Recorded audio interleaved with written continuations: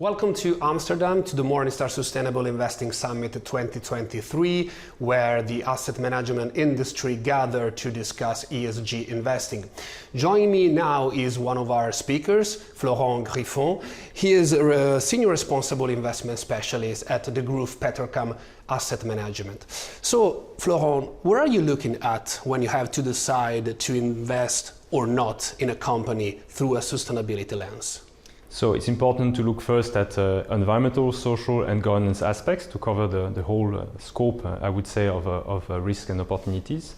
We'll obviously look at the sector, let's say, specific risks and how the company is handling them in terms of good practice and so on, so how it is reducing the ESG risk throughout these practices.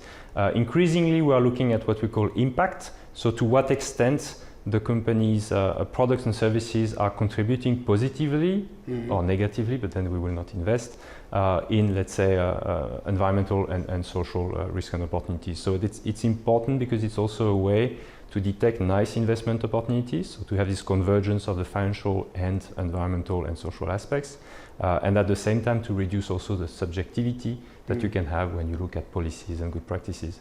So impact is increasingly important to us. Absolutely.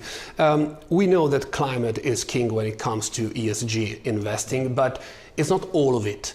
One of the challenges we hear frequently about non-environmental ESG data is that it's lacking quality and consistency. Yeah. Do you share this vision, and if so, how do you overcome this? So it's true that by nature, on the social pillar, the information we get is more qualitative in nature. The quantitative information exists, but it's often a bit less robust. The quality is a bit lower, that's true. That being said, it's possible to overcome that. So you can look, of course, at ESG controversies, how often they come up, so the frequency, the severity of it. You can look at the associated litigation costs, so in terms of fines and settlements, compare that to the revenues or EBITDA of the company, for instance. And then there are all sorts of, let's say, more traditional quantitative metrics. You can look at the staff turnover rate, the training hours per capita, staff members, and also the quality of this training, for instance.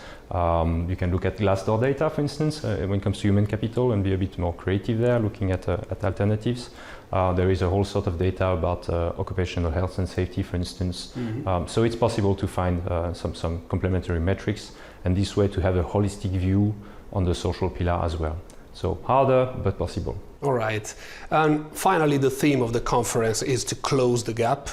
But if we don't close the gap to 1.5 degrees warming by 2050, what are the ramifications for businesses and investors in your view?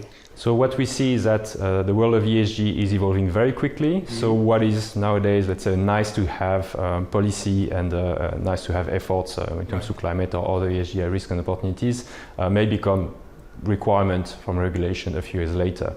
So if all the scientists in the world are correct, obviously we are not on track in terms of climate targets at a global level. That means that we'll have tougher and tougher regulation in the future. That means that companies have to anticipate on that and prepare themselves for a low carbon world. So what is nowadays nice to have in the future would be compulsory, both for regulation and in terms of opportunity for the companies to continue operating. So if the companies want to keep their license to operate and also to retain good relationship with their different stakeholders, they have to anticipate on these risks. It becomes material very quickly on the short to mid term. They cannot afford to stand still and rest on their laurels. It's a quickly evolving environment and they have to adapt to it. Very clear. Thank you so much, Florent. For Morningstar, I'm Valerio Baselli. Thanks for watching.